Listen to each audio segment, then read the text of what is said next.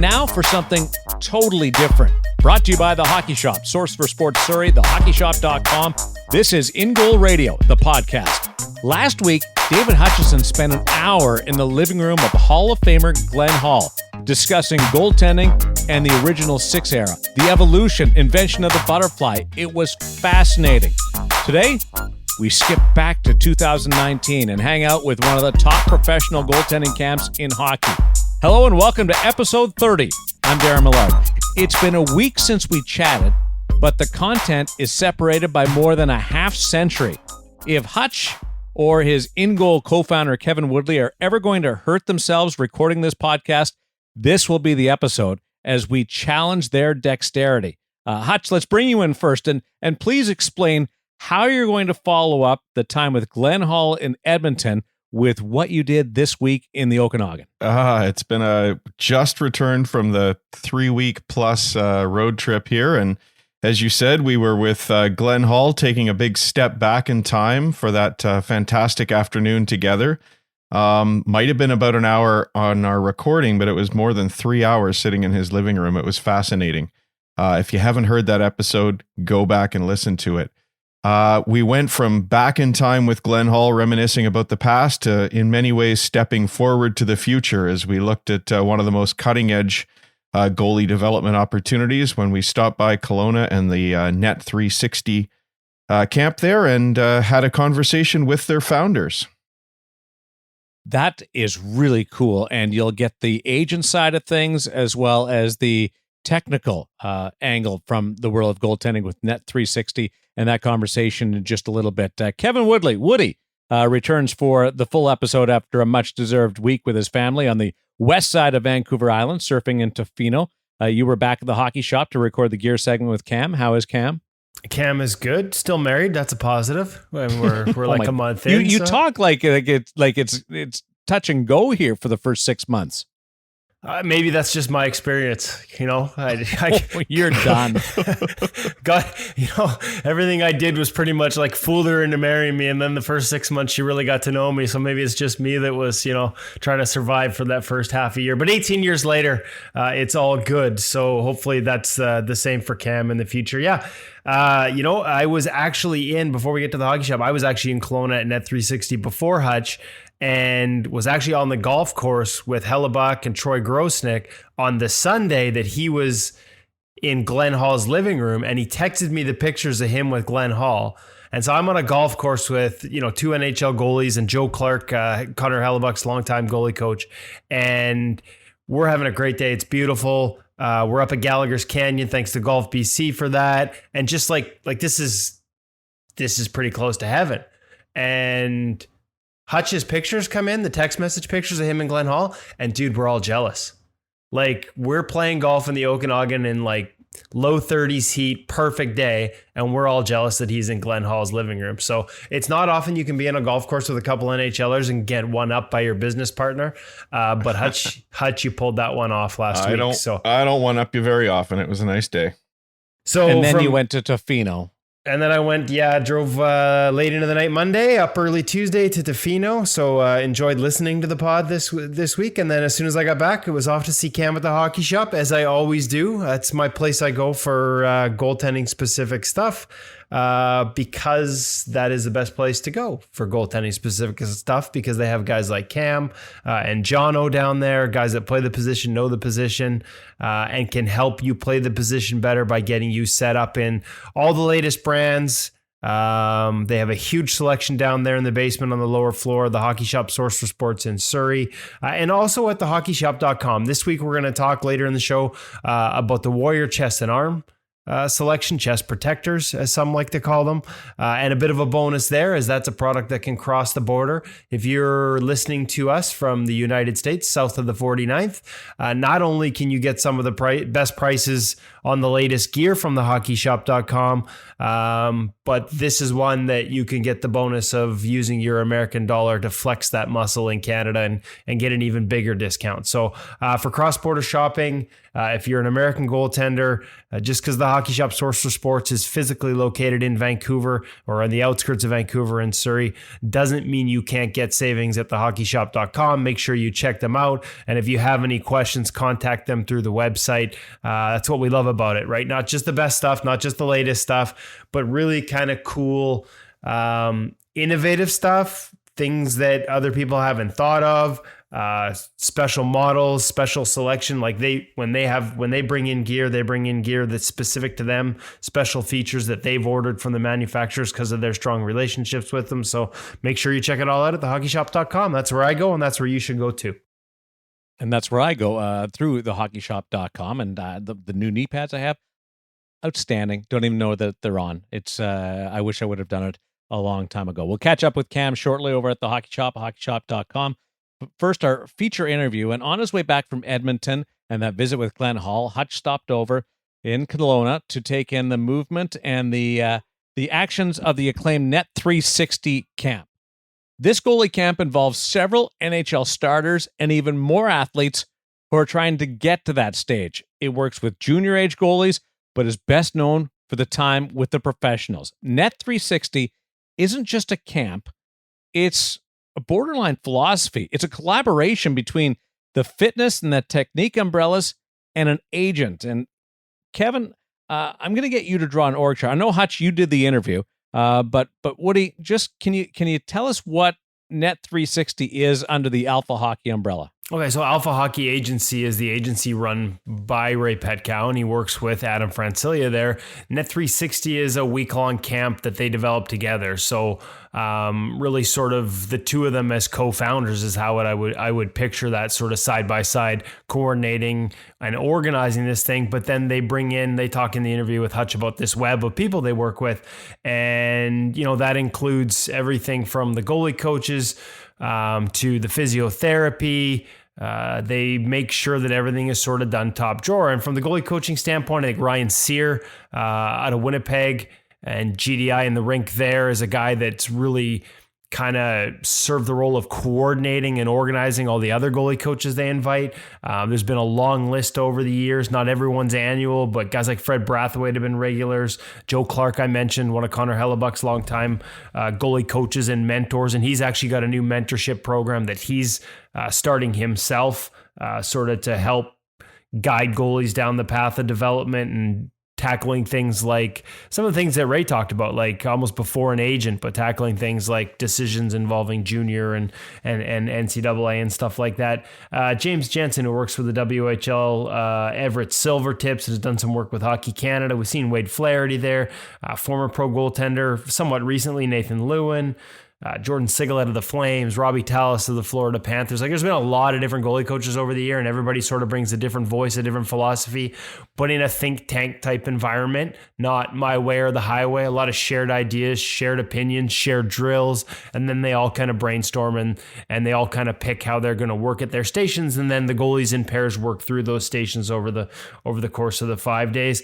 Off the ice, and I should say it hasn't been the last couple of years, but Tim Turkey has worked with the shooters, been there as a skills coach to work with the shooters. These guys worked with the Tampa Bay Lightning, Montreal Canadiens over the years, as well as just a long list of NHL players. So he's been a part of it in the past. And then Dan Boss wasn't there this year. They brought in a new sort of physio. Brandy Osborne has been there the last couple of years, but Dan Boss is a guy who, over the years has done a lot of great things in terms of concussion treatment, but also a lot of other soft tissue treatment. I mean, Troy Grosnick tells a story his first year where he comes in and he knows he can't make it through a week without hip pain. Dan checks him out, isolates 2 issues in his neck tied to previous concussions, goes to work on them, and Grosser doesn't feel a thing in his hip all week. So just the way things are connected, and that's pretty much it. It's a full top to bottom. Fran's wife provides all natural organic meals. They arrive, breakfast, they work out, they have breakfast, they go on the ice. There's a shake afterwards. Fully immersed. Everything you need is taken care of, top to bottom. And that's why you get goalies like Devin Dubnyk isn't an Alpha Agency goaltender.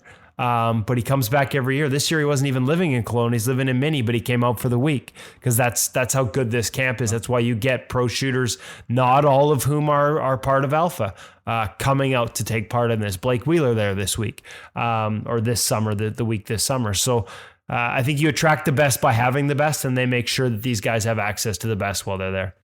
NET360 seems to be the appropriate name. One thing that you did forget about in running down that list of names, who are the ice resurfacers? Who drives the machines?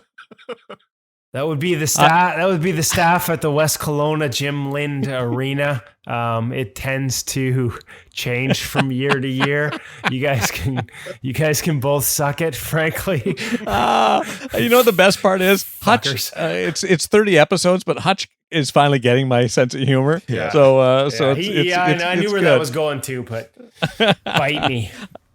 Presented by thehockeyshop.com. Here is In Goal Radio's Dave Hutchison in conversation with agent Ray Petkau and the head of player development, Adam Francilia. They are the Alpha Hockey Group and co-founders of Net360. We're sitting in beautiful Kelowna, and even though we're in the basement of the arena, it's one of the nicest summers we've seen here. It was fantastic to be out there today. Appreciate you having us here, guys. We're at the Net360 camp, and it's an interesting collaboration between the two of you, Net360 and Alpha Sports as well. So Ray Petkau, Adam Francilia, can you maybe tell us a little bit, Ray, about what we're doing here and what the camp's about? And in a nutshell, it's goaltender development primarily, but it's turned into much more than that because now we're working a lot with the skaters, the shooters on the guys as well. So development never stops for anyone in the NHL. You're always striving to be better. So that's what it's about. Mm-hmm. And what about the collaboration between the two of you, and how has that come together? Well, I think that, we've been working together in some capacity for about a decade now. And, it feels like 20 years. Well, it does. Yeah. I'm about like 30. I'm at my wit's end. Yeah. It feels like 30. But yeah, no, I think, as the years have gone by, we've seemed to have collaborated on, more and more things. Obviously, my business, streamlines so well into what Ray's doing, and we collaborate on, within Alpha Hockey. And, this was a vision that we both had. Ray really was very passionate about, sharing, his thoughts for that vision early on. And, we wanted to do something different. And that's a cliche. Everybody wants to do something different.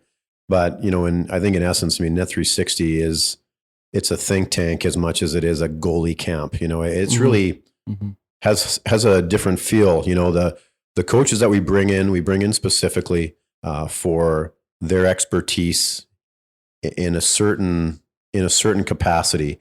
And, the encouragement is to dialogue with the goalies, obviously, particularly the pro level, giving these guys credit, they're where they're at for a reason. They have as much wisdom that they can pour into us as coaches, we can pour into them. It's a very reciprocated relationship. We slow things down. We're not just in there. We're not just getting repetition after repetition after repetition. We're intentional about what we do, and it's, we're comfortable, breaking into dialogue for 10 minutes on the ice, whereas a lot of camps, it's, the ice time is money. Let's get in there. Let's get in there. Let's get in there. And I think when you're operating at that high level where, all of our goalies in the top level are either, regular NHLers or have played, a few NHL games and they're on their way to being there, that you have to operate at a different level to try to find improvement in that top level. You're finding 1 and 2 percentage points. And that has to happen at a different way than it would, say, with a younger, potentially a younger age group, where there is a certain benefit to, repetition after repetition with some discussion, but, you're imprinting something at a different age. So, it's fantastic. And we try to, do something better every year. We try to get a little smarter at it. And we spend a lot of time. We spend a lot of time collaborating during the year, getting ready for this thing too. So dozens of hours. Oh, absolutely. But maybe hundreds of hours. I think there's dozens of hours in 1 week, I think, that will lead up to it. So, well, collaboration really seems to be a theme, both between the two of you who are very different roles, but come together for Alpha.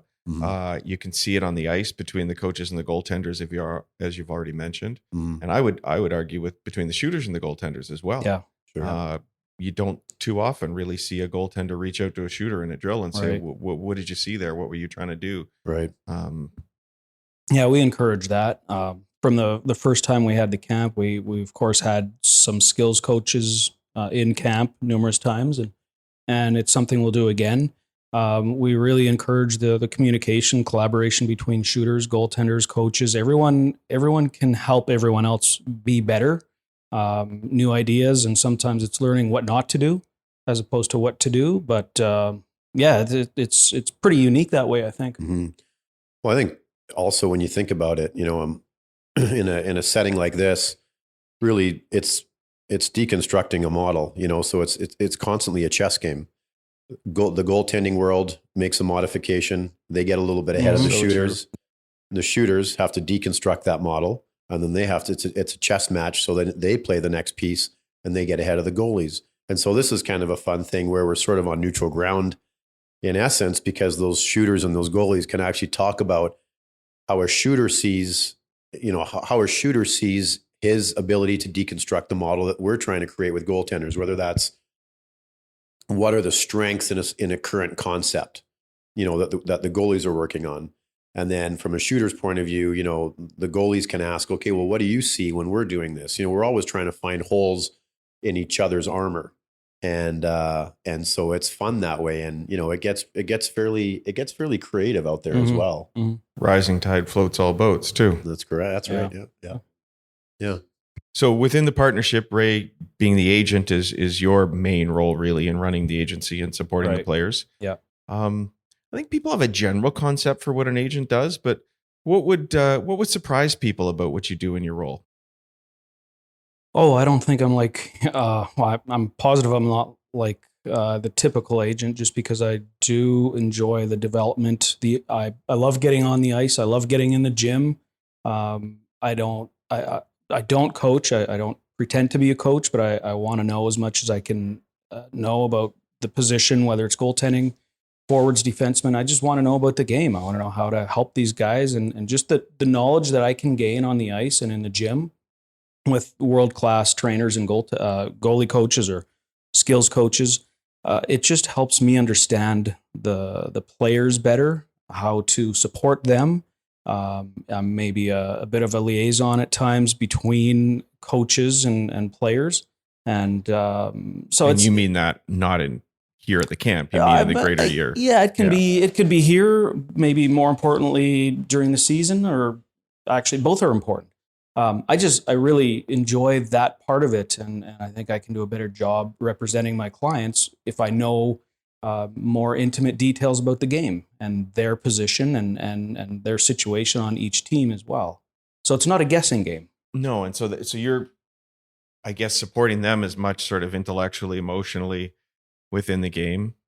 Is that fair to say? Sure. And it's not just a business angle for myself. Of course, that's very important. But I don't believe that's the most complicated part of it. I think all players want to become the best they can be. And the business side of it, there's a lot of very good agents in hockey.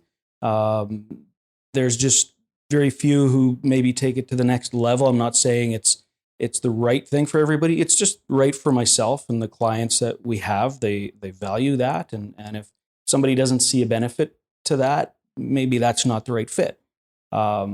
So yeah, I just, and it's a passion of mine. I love the game. I love to learn. I want to do the best that I can. And I feel like that's a value added part of what I can do.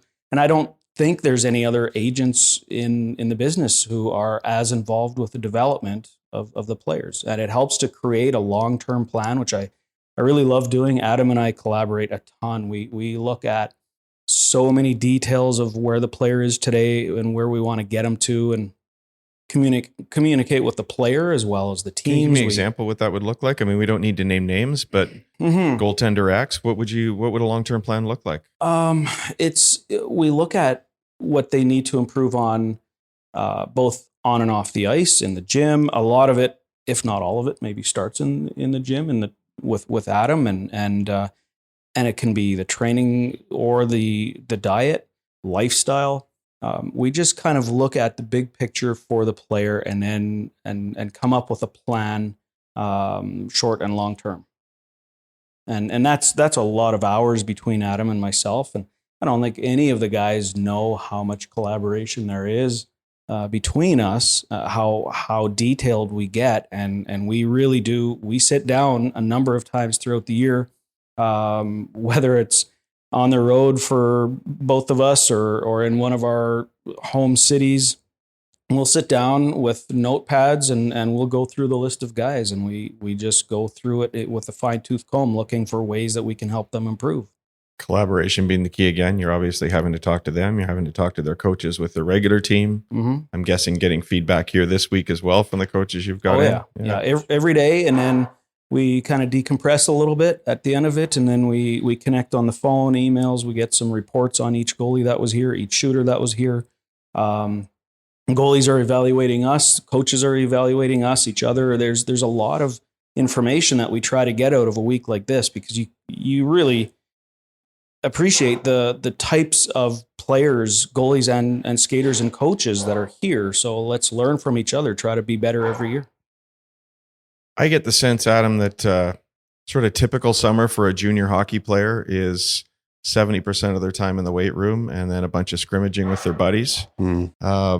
You've got a different approach, and we talked to Eric Comrie on the podcast, and a guy who's a real rink rat told us that when he started working with you, that meant a lot of time away from the ice to begin his off season. So what's different about how you work with guys and what we normally see? And that's not to knock another trainer. I think too many guys don't have anybody they work with. Mm-hmm.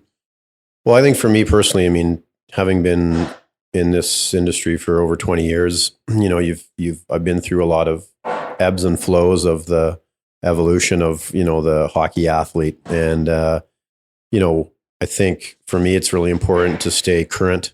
I spend a lot of my time during the season learning from other experts. And, we have quite a web of experts. We've brought a number in here, whether it's therapists or coaches, and sort of, I think, a preface to that answer of how I train and develop players kind of goes back to that, what Ray was alluding to with the plan. So when we look at a player, and we decide what his plan is, we look at it from a number of levels. So we look at it from his individual physiological structure. What are the deficits? What are the things we have to work on? And that's a very long-term view, because we could be talking about a player who's 18 or 19 years old or even younger, and seeing what physiological or neuromuscular hiccups there are in his particular movement patterns or his game.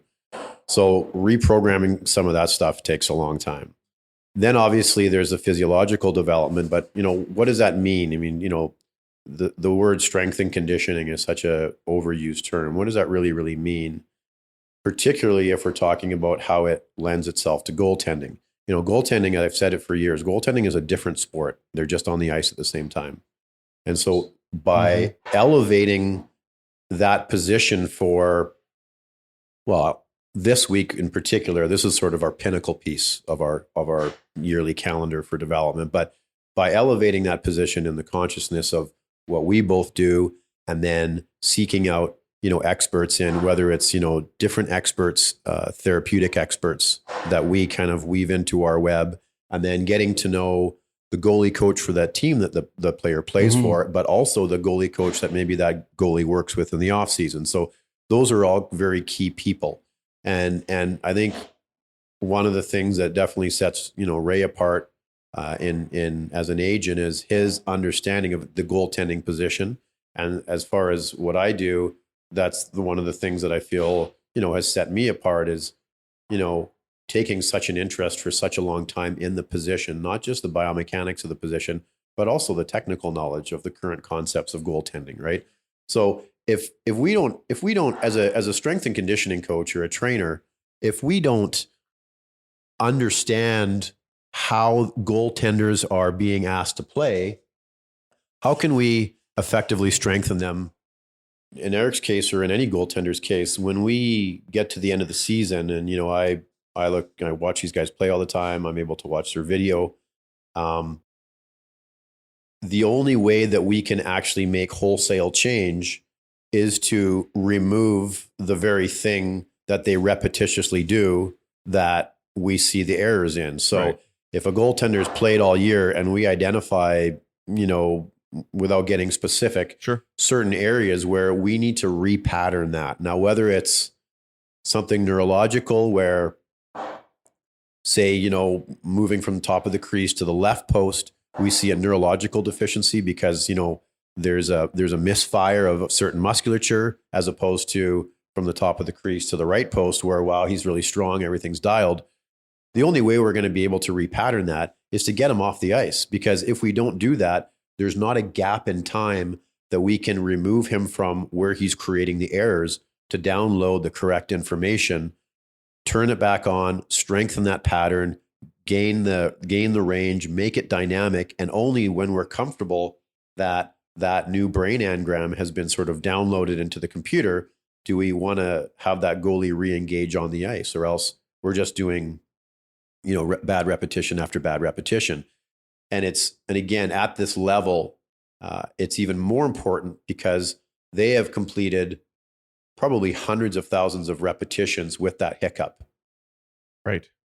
It's the old practice makes permanent, not practice makes perfect. That's right. Yeah, exactly. So that's a big reason for me to, depending on what our goal is for the summer, is to have some of these guys stay off the ice. Let's make the corrections outside of the game. And then when we feel like it's the right time to integrate that back in, then we do it. But then we don't do it haphazardly. We get on the ice. That's what I do when I'm on the ice is a biomechanics session.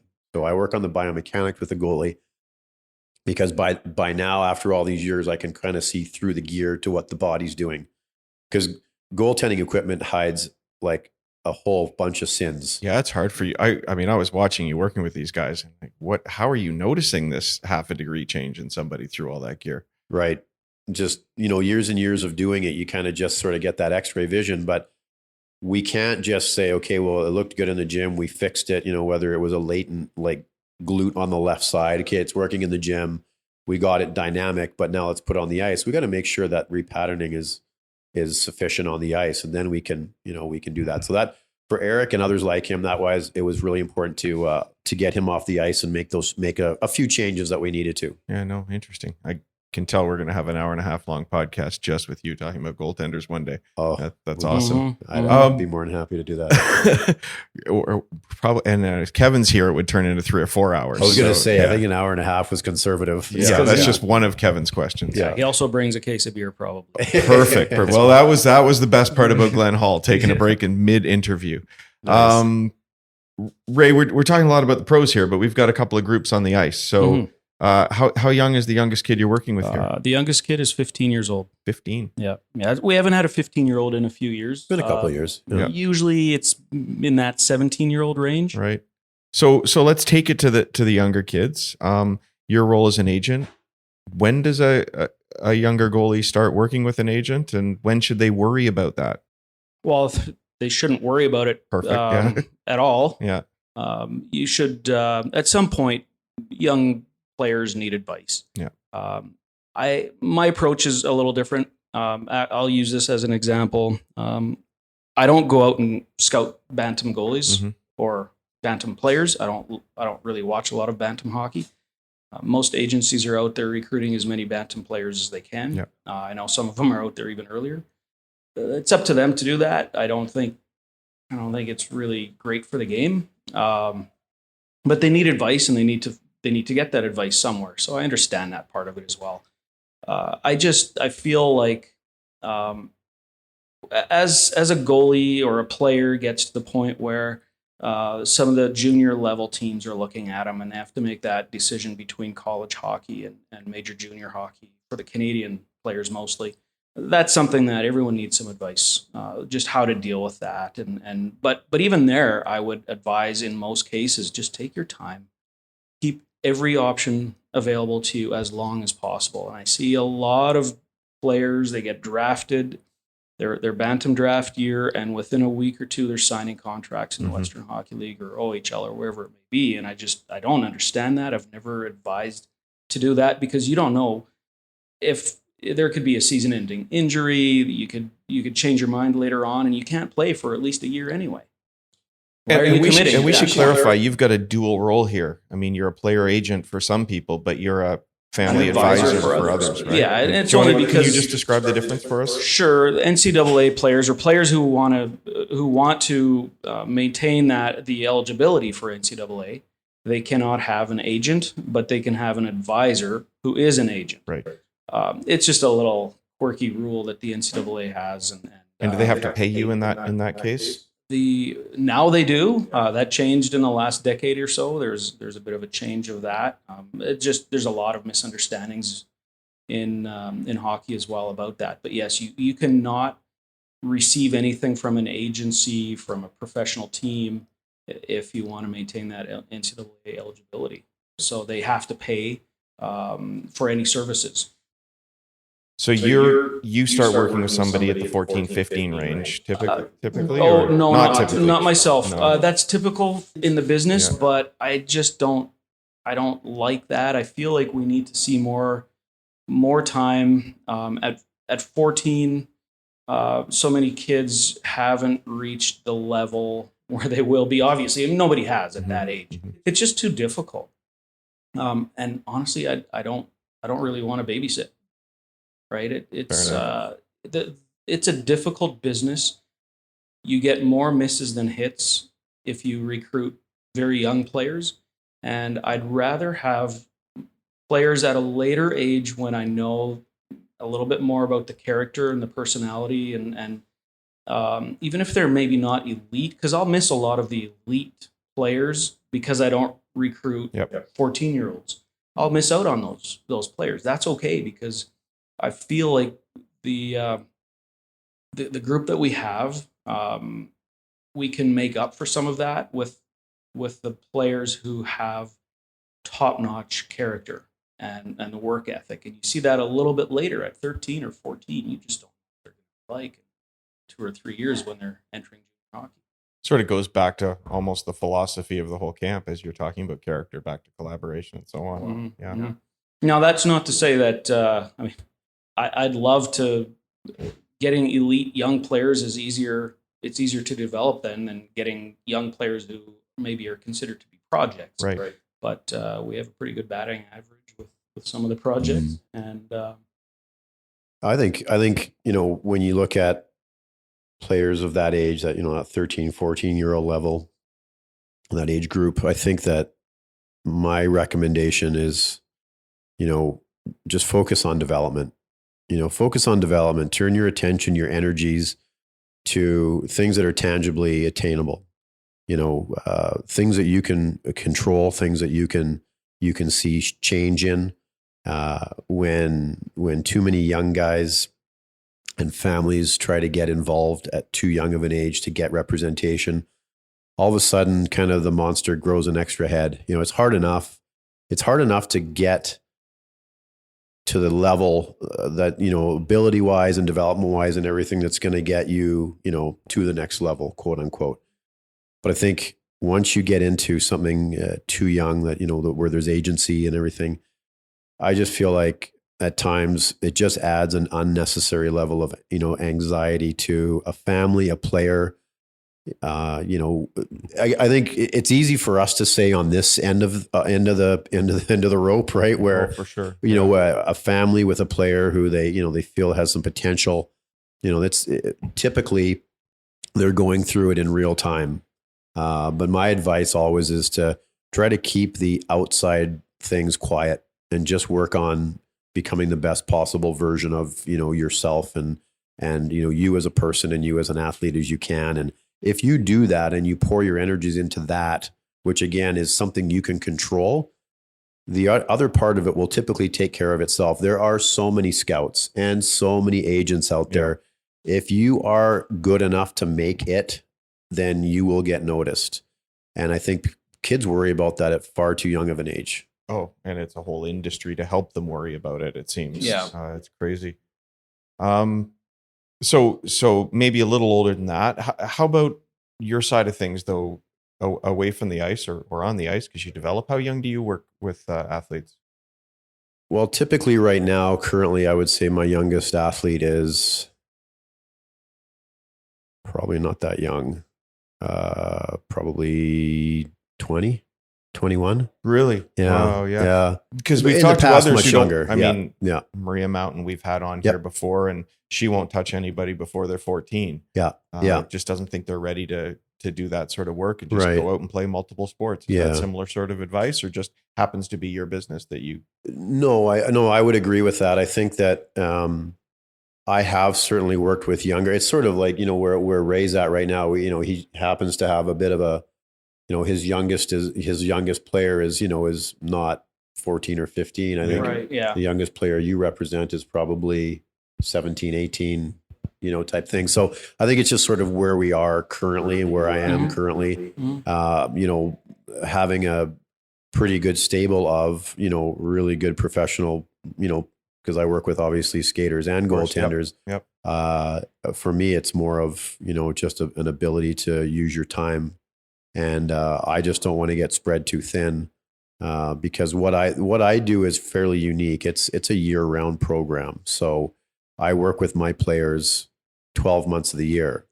And the level of service is pretty dedicated. I'm talking to these guys daily throughout the whole year, if not multiple times a week. And the oversight I try to have to help these guys through different phases of their year is We haven't even mentioned very there's a time-consuming. nutrition side to the business too, right? Oh, absolutely. Yeah. Yeah. I mean, the development is it's mental, emotional, which is, we could do a whole podcast on just the mental, emotional side and how that actually manifests itself physically into a player's game and how he handles different situations. Sometimes you have to peel that right back to childhood. Really? Yeah. Really? Right. Wow. Yeah. Yeah. We've done that on a number of occasions with players. Yeah. Well, even everybody's response to pain is reflected back to something early in their childhood. So the three of us sitting in this room could experience the same level of pain stimulus, but we could all comprehend it in completely different ways. And when you think about that, that's a very powerful thing. And to try to address that with a player, especially as they get a bit older, sometimes you have to dig through a lot of layers. You have to have a really deep relationship, and you have to be down a few layers of the onion to be able to address that with takes a player. time. And then that's not just pain perception. That gets down to how they can apply themselves on the ice, how they can work in practice. Sure. How they see winning and losing, victory and defeat, what their definition, the definition kind of transcends to the emotional level for a lot of players.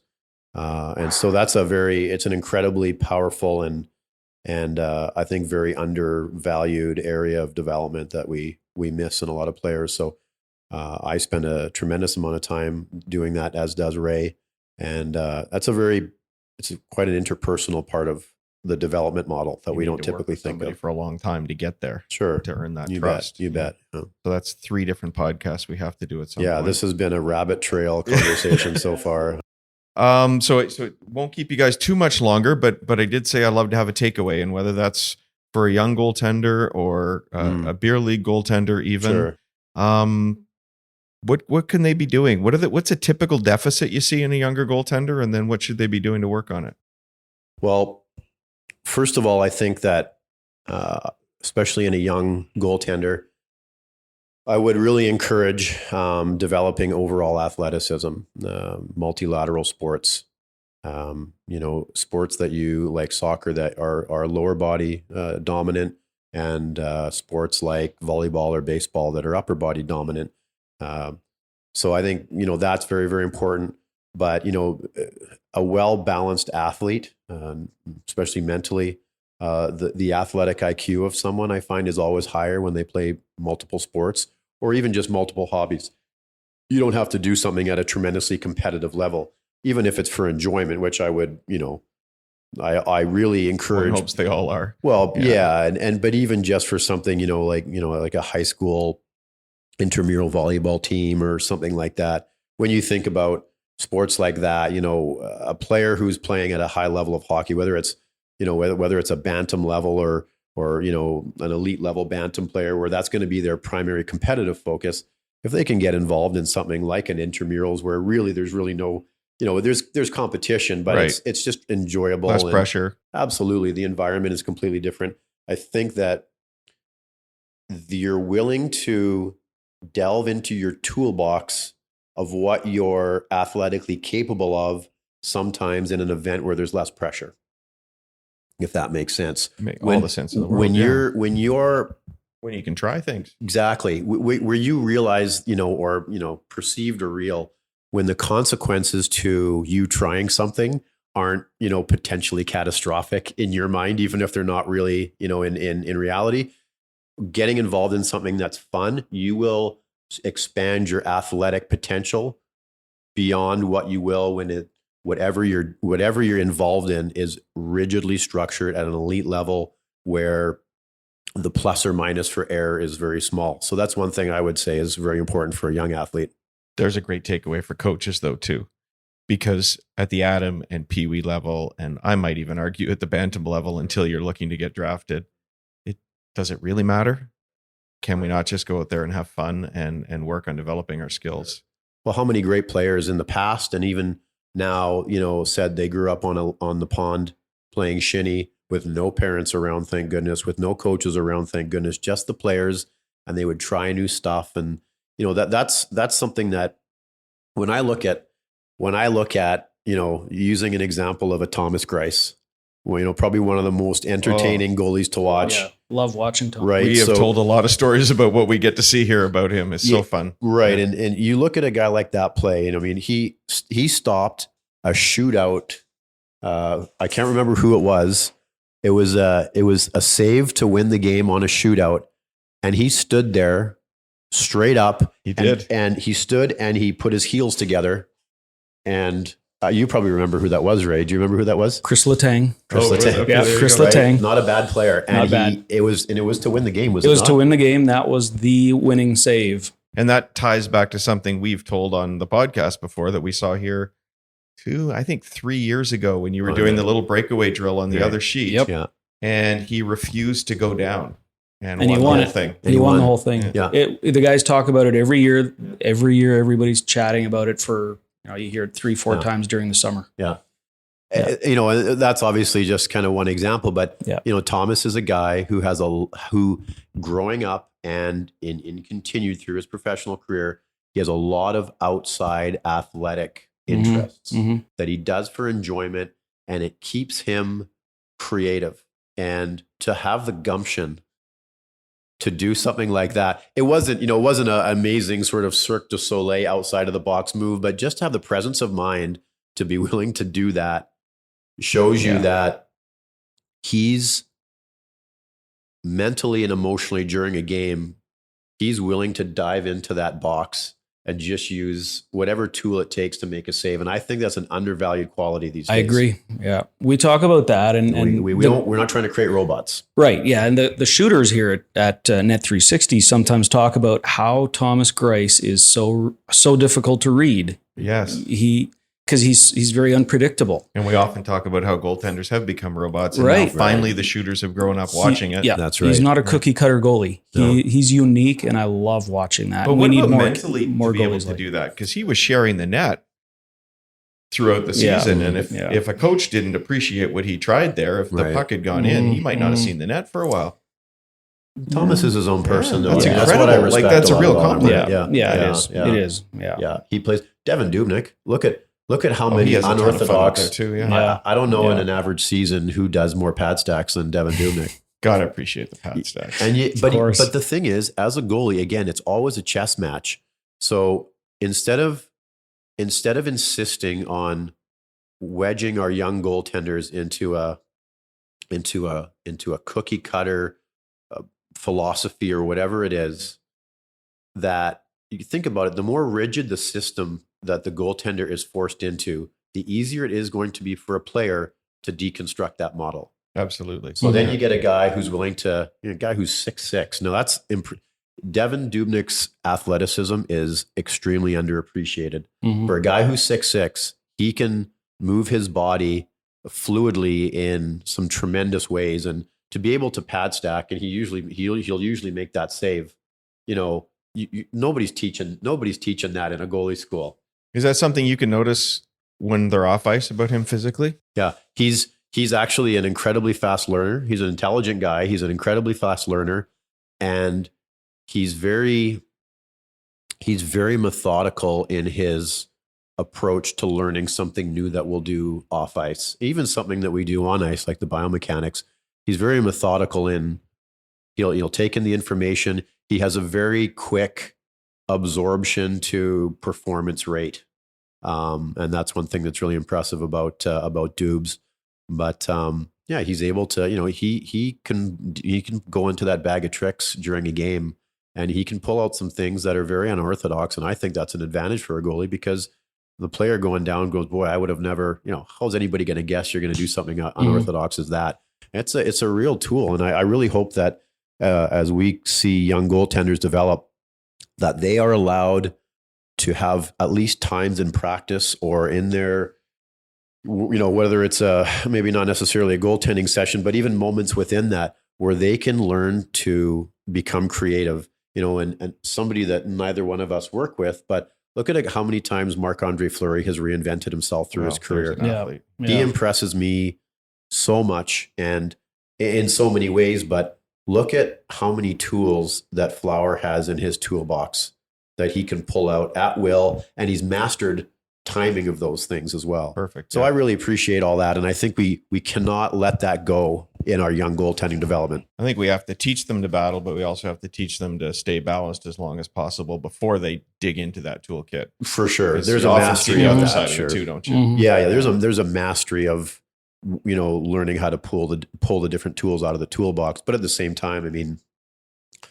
we have to let these kids have fun. There's enough. So that sort of gets back to my whole thing about allow your kids to play multiple sports, but make darn sure that a handful of those sports are not at the elite competitive level. Make sure they're fun, because you will allow them to expand their athletic toolbox, because the consequences of win, lose, mistake, not mistake are nil or minimal at best. And let's try and take some of those consequences away from the high level athletes too, so they can Sure. experiment. Mhm. Yeah, You bet. fantastic. You bet. Mhm. Okay, Ray said we'd need to take away from you as well. So, what are your thoughts for young goaltenders? Well, you asked before about when a goalie or an athlete, a hockey player, needs an agent. I just want to elaborate on that a little bit more. Perfect. Yeah. Because like I said, they need advice. I think ideally they would all have a coach or maybe a friend's dad who played at a high level at the very young age, where they can get some of that information from someone they trust, and then start talking to people like myself in the business maybe.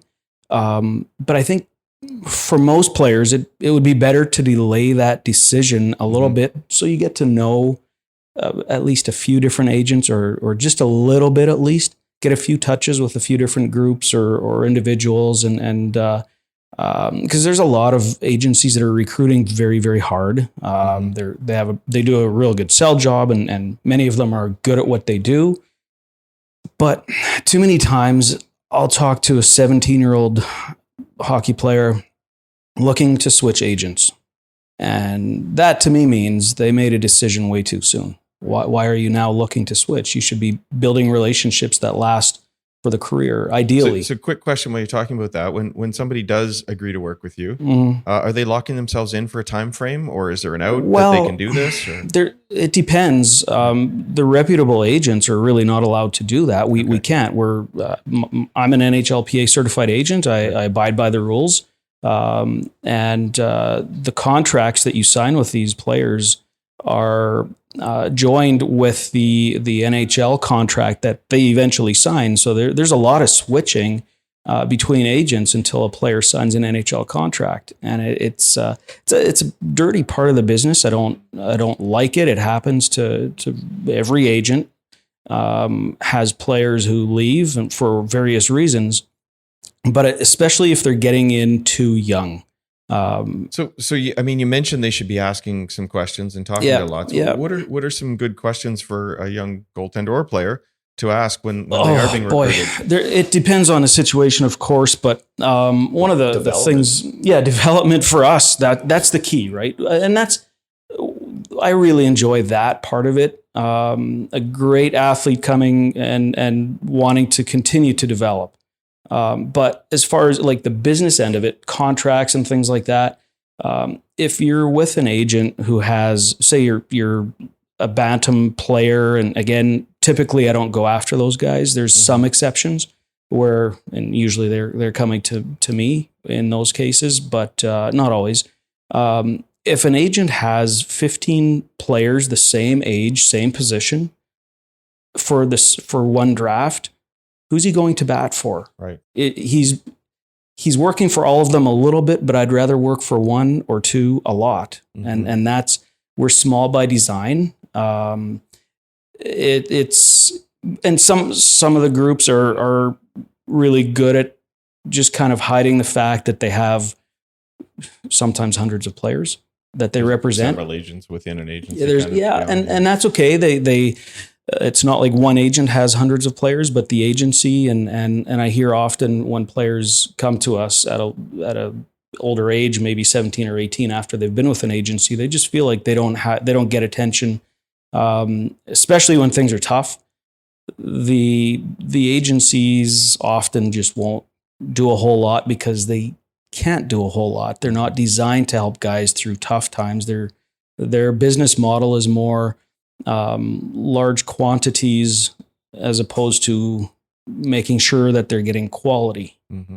And they can't do much to affect the quality of the guys that they have because they're not focused on the development.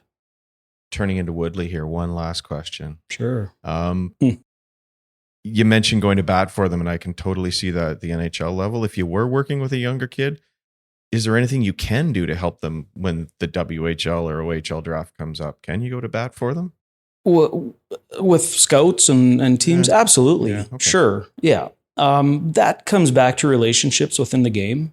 So if you have no experience in the game as a coach, a GM, a scout, an agent, there's really, who's going to listen to you? Right. So it takes time to do that. It's I've been in the business now going on it's 19 or 20 years now.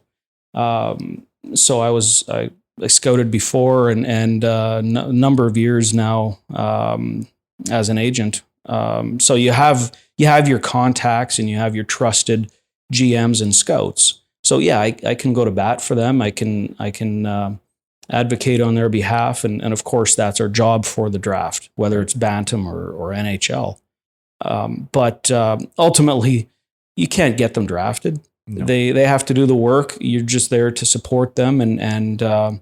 But it's my job to make sure that everyone knows that they are putting in the work. And if there's little things that they maybe don't see on the surface, a scout or a GM may not see a specific thing in a player on the surface, it's my job to make sure that they know the details behind. Maybe there's a couple of things going on personally, and maybe there's a delay in development for a specific reason. Their drafting, the draft is always a projection. It's not where they are today, but it's where they're going to be. And so you do the best you can to relay the information that you have so they can make the accurate choice or the best choice. I've got 1,000 more questions, but I'm going to stop there. What's the rest of the week look like for the camp? Oh, we've just completed day 3. Ray and I are slightly worried because things have gone far too smoothly. You've done this for a while now. I guess this is our 6th NET360. So I guess we should be getting a little bit better at it. But a great first 3 days. I would say probably the smoothest first 3 days we've had. Again, tomorrow the goaltenders all get to work with a different coach, different voice, different set of expert eyes. And then Friday, we usually do things a little different. We'll mix things up. We'll change some pairings that have been together all week, typically based on where we feel, because we have 4 pairings and we have 5 days. So when we get to the 5th day, there's a day where we typically place those pairings or those individual goalies with a coach that offers an expertise that we feel that goaltender particularly needs. So it's kind of a nice way for us to just get a kind of an and one, on something we feel like there's maybe a deficiency in.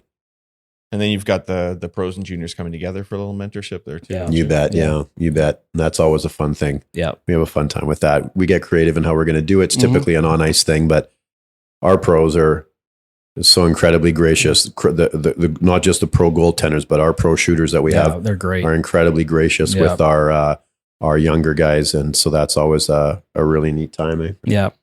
We'll have we'll be doing a shootout again. So we make 2 teams, 4 pros and 4 juniors on each side, and both the pros and junior shooters on them as well. So it'll be a fun time. Awesome. And we wrap the whole thing up on Friday with a nice dinner cruise on the lake. Excellent. And that's a great time for everybody just to enjoy the hard work they've put in and talk to each other in a little bit more social setting, and for the young guys to be able to chat with some of the veteran pro guys. So it's a real nice way to wrap it up. Yeah, it's great. Gentlemen, thank you for joining us, and I look forward to the next time. I hope we'll have another. Absolutely. You bet, Hutch. Thanks for having us. Thanks. Oh, there's a lot in that, and one of my favorite parts, Hutch, you were turning into Woody with just one more. That was a nice touch, Hutch. Only after ripping Woody halfway through it. Thank you very much. I listened to the interview. It just comes so easily.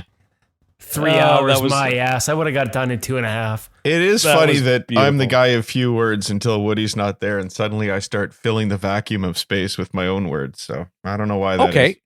Well, let's put you into the debrief chair. Uh-oh. Because this is back-to-back interviews that you've done. Very, very different. Well done interviews.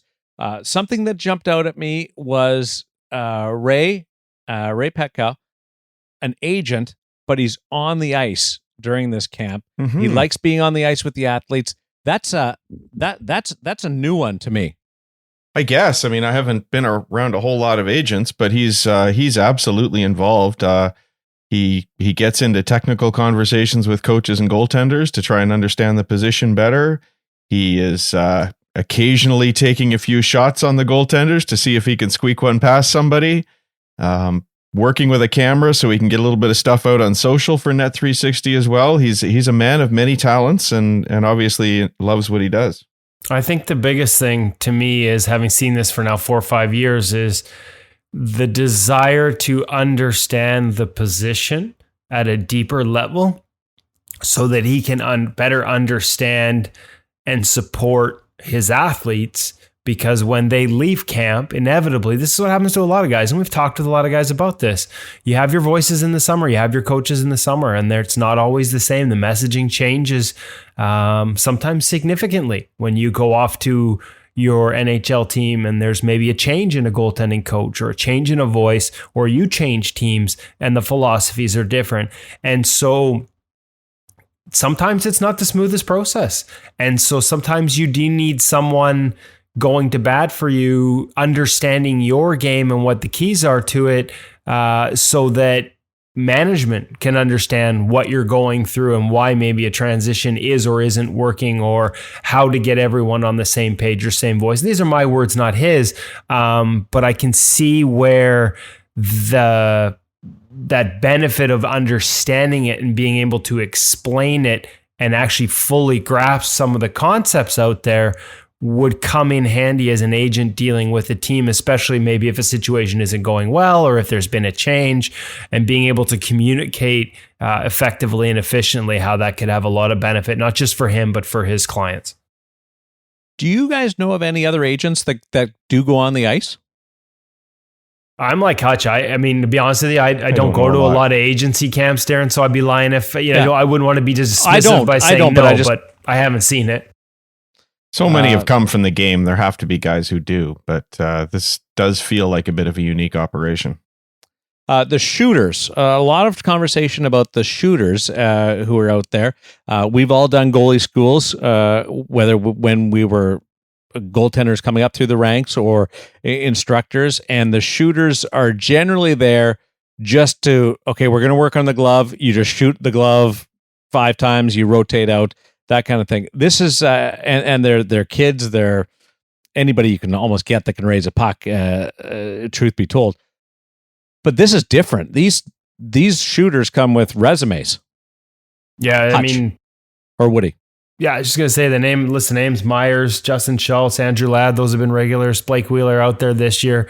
You know what it's like, Hutch. You've worked at Eli Wilson goalie camps. He puts a strong emphasis on good shooters as well. If you're a top level goaltender and guys are chucking muffins at you, like at the end of the day, there's not a lot of benefit there. And to get these shooters, you have to, again, provide them with all the services they come to expect as high level NHL guys, and that's the treatment that they get off the ice as soon as they leave, access to skills coaches, things like that. It's again, I think you use the term rising tide and floating all boats, Hutch. That's what having good shooters does to this camp for sure. And they're also out there doing the dryland work with Adam as well in the morning, so taking full advantage of the camp. The other thing I'd say, Darren, just as you're bringing that up, I think it's a bit of a misconception these days for folks that a good goalie school isn't just floating a muffin into a glove predictably anymore. Quite often a drill, even at NET360 or at Eli's camps where we were in the last 3 weeks, often they will begin with a predictable shot to practice a skill, far side stick shot so that you can put it over the glass, create a rebound in a certain place, and so on. But most of the drills, when they're game-like drills, end with an opportunity for the shooters to try and shoot to score. And so having somebody at that level, it's not just that it's a great shooter who can find his spot and shoot with velocity, but it's actually an ability to put a little deception into the game for goaltenders and teach them to deal with things at a higher level as well. Yeah, and that's what I struggled the most with at the Eli camp was when they started shooting to score. I wasn't used to that. I just wanted them to shoot into my glove. And Eli's like, no, we don't do that here. You got to be able to react to situations, and so yeah, that's a real transition in the industry. Go ahead, Woody. I was just gonna say first drill, first session that I was on the ice with NET360 this year on Monday morning. It was Devin Dubnyk and Troy Grosnick were the goalies. The shooters were Tyler Myers, who not only has a good shot, but he's a smart offensive player. And actually, I've watched that develop at this camp over the years. Tyler Myers, Andrew Ladd, and Blake Wheeler. Like, if you're a goalie and those are your 3 shooters for your drill station that day, there was a lot of pinging iron, bar down, by the ear type shot, like just absolute rockets. So it was pretty fun to watch. It was also pretty fun to watch. Like, Grosnick's got a really good glove, really active glove, and then there's Doobie, who's just like, it's such an efficient game, and Wheeler's just letting rockets go from the dot, labeled blocker side, and Dubnyk barely moves, just little micro adjustment, boom, steers the puck into the corner with the blocker. It's definitely, for us, I think, sort of working the video and working there over the past number of years, it's one of the better environments we get to be a part of, to be on the ice behind those shooters, capturing puck eye video as they're trying to score on these NHL guys. It's been a blast. One of the final things that I'll bring up is the amount of conversation that occurs during the on-ice session is contradictory to a lot of approaches, where you do take the space, even though ice time is at a premium, to dissect things and talk it out during the present instead of waiting for a classroom session or an on-ice session or off-ice session to bounce things around. There's a real give and take with what they're doing with the goaltenders and the instructors. Yeah, it'll either be, sometimes it'll be when your partner's in the net. And some of my favorite conversations to eavesdrop over the years, Andrew Ladd and Devin Dubnyk. So Doobie will be in net with Andrew shooting on him, and then Devin will come out and take a knee, and his partner will be in the net for the next set of reps. And sometimes you'll have an extra shooter you'll rotate through, and Ladd will, like, just watching them, what did you see? What are you looking for here? Like, those conversations back and forth between two, and Ray talked about how he's a student of the game, and Andrew is too. Like, just being a fly on the wall for those and how much goes into it was just awesome. And so you get a lot of that, but then you also get it where they'll pull the group in around the net, and whether it's Dubnyk or Hellebuck or guys like that, they'll talk about, just the general situation, what they're looking for as a goalie in terms of tells from the shooters and vice versa, and a real sort of interactive back and forth, because the ice time's an hour and a half, and with 2 goalies at each station, like, you're not going balls to the wall for a full hour and a half. That's just the reality. So you build in some of this conversation time as a reset and rest time during that hour and a half to make sure when you do get to the reps and the drills, nobody's tired. Everybody's able to sort of be on when you've got guys like Wheeler and Ladd, letting go of clap bombs to try and score on you. Before we finish up on this, guys, one thing I didn't get to in the interview, and having taken so much time, I quite honestly, that piece just slipped my mind, is I did want to talk to Ray about a program that he has, and we will bring him back on to have a more detailed look at it. But Ray has been donating dozens of sets of gear to local minor hockey organizations. He's been doing it together with a number of the goaltenders he represents.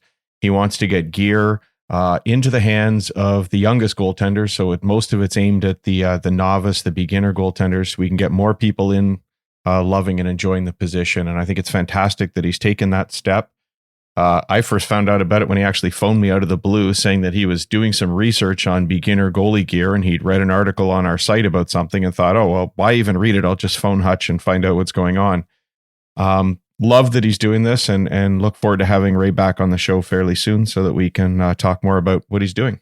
Yeah, it's called the Net Start program, just to give you a heads up, and he is trying to expand it quite a bit. What I love is that he not only does he do it, but he involves his guys quite often, whether it's James Reimer when he's back in Manitoba for a week this summer, or some of the guys that are from smaller communities. He brings them in and has them play a role. Connor Hellebuck did one where they come into these small communities, and it's not just the gear, which is so huge. We talked about this, right? Like, we've seen this too, Hutch, where you go into a rink in a smaller community and all of a sudden you see these old brown leather pads and you're like, what are these?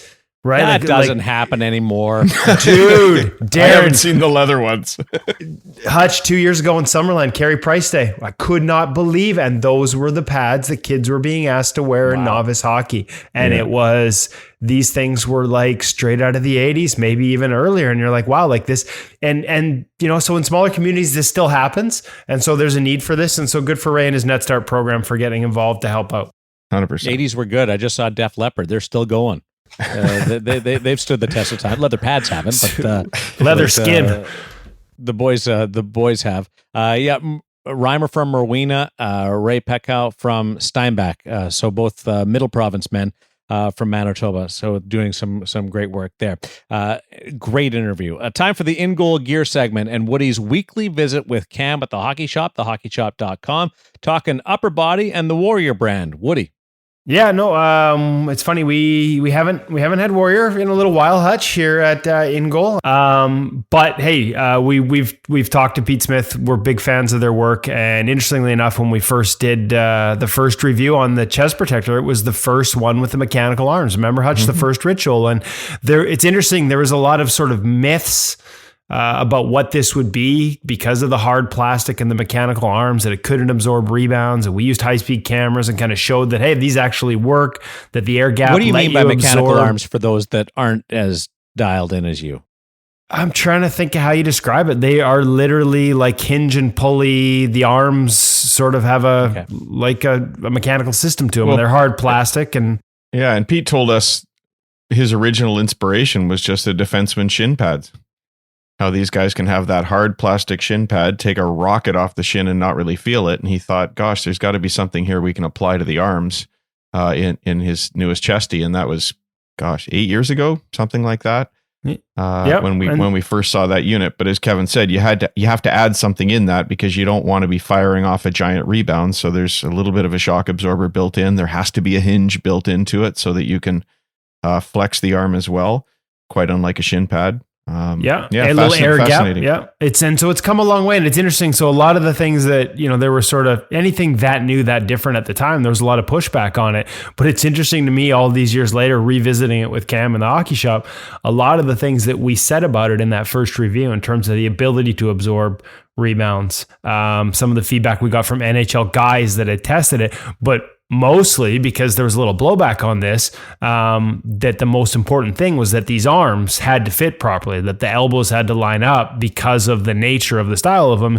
And here we are all these years later, and that's the one thing that Cam stressed as well. You got to make sure you fit the arms first. So they've come a long way, but frankly, I thought they were a really good idea right out of the box, and we had some positive experiences right out of the box. I think I still even have the original Ritual collecting a little bit of dust here in the in-goal garage. So it was kind of interesting to catch up with Cam on how far that line's come, how far Warriors come. A lot of positives there, and interesting to see something that was so different when we reviewed it first. Now just accepted a lot more, I think, in the goaltending community as something that works.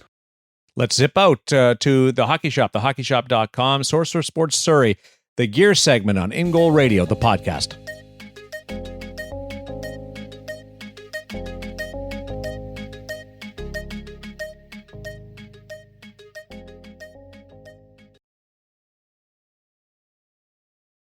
Welcome back to the Hockey Shop, source for sports here in Surrey, British Columbia, the suburbs of Vancouver with Cam Matwiv. We're down in the basement, what I call hockey heaven, in the back room today. So I'm surrounded by boxes of pads and gloves and blockers and masks and pretty much everything any goalie could ever want.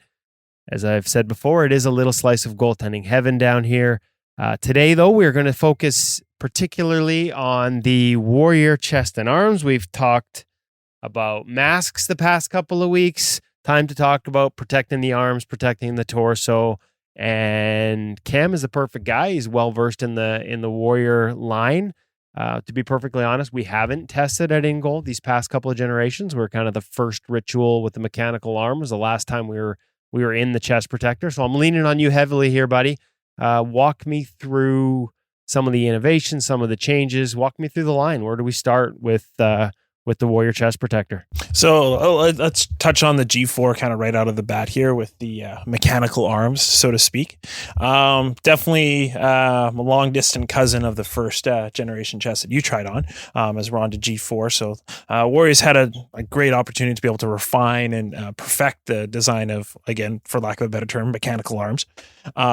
Here with this chest in particular, some of the bigger highlights is them switching up the material that they're actually using in the arms. So their big tagline now is called their hypercomp material.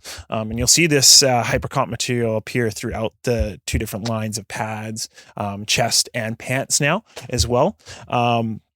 Basically, what that hypercomp material is that their stiff, hard version of their carbon protection, for example, and you can see it called out actually on the arms itself, right at the wrist, following all the way up into the bicep. They've covered it with a little bit of nylon just to give it a bit more of a classic look. But other than that, that's kind of the new lowdown on the arms in comparison to what you saw there. Okay, so I think the one thing when we first tested that original one, and you're right, absolutely, it was a while ago. People were nervous about it because it was so different. Because the material was hard on the arms, for example, they worried about pucks ricocheting off it. But frankly, we found in our testing, like, as long as the arms fit, the mobility out of the box was exceptional. They did retain pucks pretty well. Like, you could still cradle pucks in the arms and have them sit. I remember we had photos sort of showing the give in there.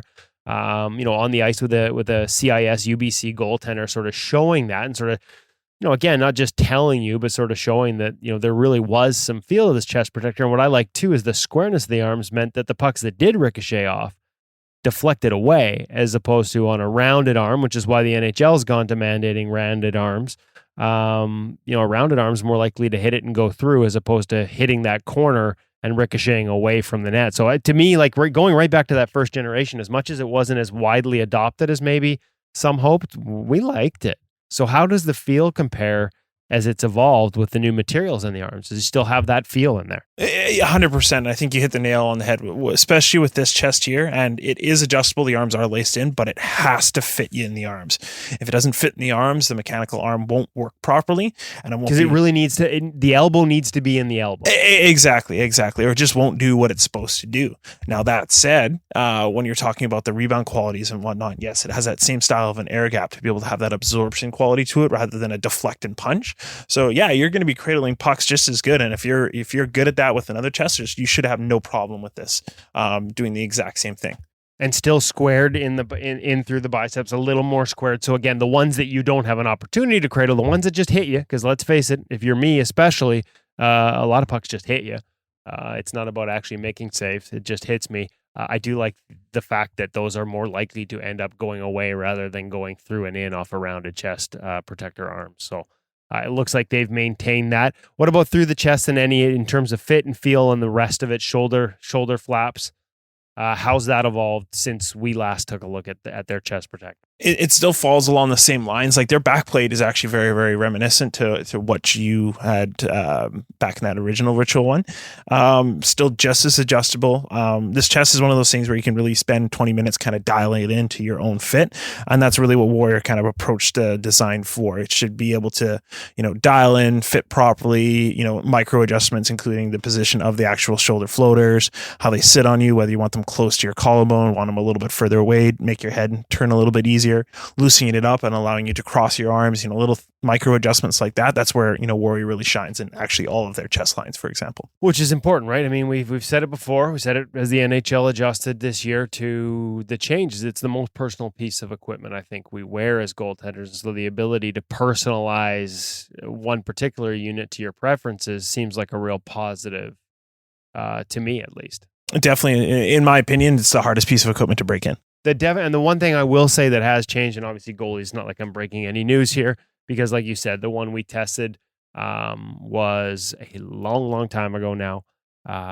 But the feedback we got, because that was one that they introduced to NHL guys, and the feedback from several NHL, I remember Chris Mason saying this when he was with the Nashville Predators, loved the arms, but the chest protector itself was a little smaller. It didn't fit all that big in that original Ritual. It didn't look all that big in the original Ritual. They've beefed it up a little bit through the chest, into the shoulders, a little more, like, again, the ability to customize the fit and your personal preference, but the profile, the appearance is larger than that original one. It's got a nice look to it now. Yeah, especially when you get the jersey up and over top, it gives you a lot of square pieces as opposed to very rounded. So, you are maximizing your coverage, especially above the shoulders and around the shoulders as well. Nice. Okay. Now, not every model comes with those, again, lack of a better term, mechanical arms. Walk us through what some of the other options are if that's not something you want as a goaltender. So the G4 line does trickle down into a senior level chest protector. Price point per value, it's a great option if you're not looking for a pro chest protector and it was not your specific needs. Obviously, no mechanical arms there. And then the line transfers all the way down into a youth. So you cover intermediate, junior, and youth sizing with that as well. But then they also have their other line, and this is new for this year. And that's the RGT2 Pro and subsidiary lines after that. Big update since their last GT model. Again, that tagline that we were talking about earlier, that hypercomp material has now found its way into this chest, but it's all underneath their air knit. So there's no mechanical arms here, but you do have the actual hypercomp material throughout the arms, shoulder floaters, and in the body and the sternum plate in particular. Nice. And what change? Like, is that's the senior model? How do the features change as you move down into options for younger kids, for intermediate, for junior in both lines? So you kind of remove that hypercomp material, but one of the things that Warrior's done well with this new GT model is they kept the arms really square, whereas the G4 is a little bit more rounded when it comes into the senior models. So these very wide arms, very thick, very protective, and that still kind of carries all the way down throughout their lineup till you get to youth, whereas youth's a bit of a different story. But that all said, this kind of coming together, very mobile out of the box, but still having very, very good size profile to the chest. Again, thick arms, very focused on the arm protection, but still able to move them and, wave your arm about and whatnot. Definitely one of the things that you once you get the chest on, you can really start to feel the movement right out of the box. When you look at it on the wall, you're like, oh, that might be big, but once you get it on, it really is tapered and mobile. So I'd imagine as you go down the line to younger kids and intermediate sizes and stuff, again, the mobility is increasingly important, but so is the protection. The last thing you want is a kid flinching or nervous or feeling like he's going to feel pucks. And it sounds like they've managed to find a nice balance there. That's for sure, especially with the adjustability in those smaller models too as well. That really gives us the ability to fit it nice and easy on the floor. Perfect. Anything else that we need to go over in the way? I'm leaning on you here, buddy. I said I was leaning, and I'm leaning hard. I'm a little out to date when it comes to features and how far down the lines we can go with this. Is that pretty much wrap her up for the Warrior chest and protector? Yeah, for the most part. I mean, one of those nice things you got to come in and try it on, but also too, with there being an RGT2, we do have some GT2 Pros left over from last year. Those are on clear out. You can definitely check those out on the website for sure. Definitely a good option if you're looking to save a little bit, but still looking for a pro chest. Thehockeyshop.com for all those sale last generation items. Make sure you check that out, folks. Definitely. And you can also give me a call at 604-589-8299. He's married now, but he hasn't lost the good radio voice. Okay, that's awesome, Cam. I appreciate that. Actually, one last thing. Might as well while we got you. Fitting a chest protector. We've talked about it before. What are you looking for? How do you set guys up to make sure? How important is pant integration? Like, are we playing Mr. Dress Up here to get a chest protector fitted properly, or can you go one step short of that? It depends on how intricate you want it to be. So for me, like my chest and pant connection is very, very important. So like, for example, if I was fitting myself, I would go that far. I would get a set of pants that's very similar. I'd also get a pair of suspenders because I do tuck my chest in, make sure it feels and integrates well. Every chest kind of operates a little bit differently in that sense, and some are a little bit better for tucking in or being left out in front than others. And now, so let's go into that's what I wanted to ask, because some are designed to do both. I think almost every chest protector can do both, but some are designed to be one or the other. So is the G4 or the GT2 Pro, are either of these models sort of more about tucked in or untucked? Like, is there a preference there that they suit a certain style if you're a guy that likes it tucked or untucked, or do they go both ways? They'll do both and excel at both. One of the things is they have removable padding, especially on the belly. So if you need that little bit of extra length because you don't tuck it in, leave those extra pads on. If you do tuck in, you need it a little bit shorter to integrate better with your pants, you can just rip them on off. So they do, and they have multiple tie down options in terms of for your chest. So it really, really is something you can just play with and dial in. So it'll do both, and it'll do both great. And integrate well with the Warrior pants, something we haven't talked about before, and again, something we at Ingle haven't tested in a while. We haven't had material from Warrior to test for a while, but we were big fans of the pants. Something we can probably cover in another episode. But they and that's the thing with this sort of a good barrel feel and a good sort of inner belt style, I would imagine, and an inner seat that they would be, you'd be able to integrate either way with these chest protectors. Correct. Okay, perfect. Listen, we're going to wrap at that. Cam, thank you very much for your time. Remember, folks, come check them out in person if you have the opportunity. If you're ever in Vancouver, in the Lower Mainland, we have people that have made trips, whether they're in the area for tournaments. They've made trips out here specifically. After hearing it, it's worth the trip to come out to Surrey to see Cam in person at the Hockey Shop Source for Sports. And if you can't, be sure to check them out online at thehockeyshop.com. We've talked in the past about cross-border shopping. The Warrior line we just talked about is one that does ship across. So if you're an American and your dollar is still nice and extra valuable, you'll save even more by checking them out at thehockeyshop.com and having it shipped across. Cam, thank you very much for your time. We'll talk to you again next week. Thanks, Kev. Hanging out with Cam. It's good to see that everything's back to normal, and we have Woody and Hutch and Cam all in their respective roles. Their familiar roles on Ingle Radio, the podcast. You guys have been busy, both personally and professionally lately, and it's going to crank up again in the next few days with Carey Price Day. Yep, Sunday morning, dark and early. We're going to be heading up to Kelowna to Eli Wilson's Day with Carey Price, something that we've done annually since it began. It's a fantastic day where 18 kids and their families get to spend the day with Carey. It starts with breakfast. It includes a couple of on-ice sessions, off-ice sessions. Carey's not just dropping in to make an appearance. He's there right from the beginning.